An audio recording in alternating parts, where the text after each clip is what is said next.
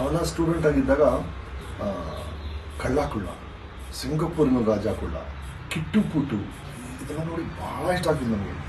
ಆ ಚಿತ್ರಗಳೆಲ್ಲ ನೋಡಿಬಿಟ್ಟು ದ್ವಾರಕೀಶ್ ಅವ್ರ ಮನೆ ನಮ್ಮ ಮನೆ ಹತ್ರ ಇತ್ತು, ಅಲ್ಲಿ ಏನಾರು ಕಾಲನಿ.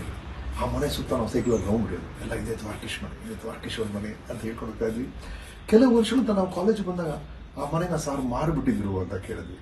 ಸೊ ನಮ್ಮಲ್ಲ ಅಯ್ಯೋ ಅನ್ಸೋದು. ಆದರೆ ಅವರು ಚಿತ್ರರಂಗದಲ್ಲಿ ಅವ್ರು ನೋಡಿರುವಂಥ ಏರುಪೇರುಗಳು, ಗೆಲುವು ಸೋಲುಗಳು ಎಲ್ಲವನ್ನೂ ದಾಟಿ ಅವರು ನಿಂತಿದ್ದಂಥ ರೀತಿ ಬಹಳ ರಿಮಾರ್ಕಬಲ್. ಎಂತೆಂಥ ಚಿತ್ರಗಳನ್ನ ಕೊಟ್ಟಿದ್ದಾರೆ ನಮ್ಮ ಚಿತ್ರರಂಗಕ್ಕೆ.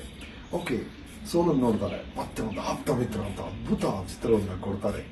ದಟ್ ಇಸ್ ದ್ವಾರಕೀಶ್ ಅವರು. ಮತ್ತೆ ಮತ್ತೆ ಮತ್ತೆ ಅವರು ದ ವೇ ಪ್ರೂವ್ಡ್ ಹಿಮ್ಸೆಲ್ಫ್, ಅವ್ರು ಇದ್ದಂಥ ಆತ್ಮವಿಶ್ವಾಸ ಭಾಳ. ನಾನು ನೆನೆಸ್ಕೋಬೇಕಾದ್ರೆ ಆಪ್ತ ಮಿತ್ರ ಮಾಡ್ತಿರ್ಬೇಕಾದ್ರೆ ಅವ್ರು ಸೆಟ್ಟಿಗೆ ಬಂದ್ರೇ ಒಂದು ಜಾಲಿ ಅಟ್ಮಾಸ್ಫಿಯರ್ ಕ್ರಿಯೇಟ್ ಮಾಡೋರು.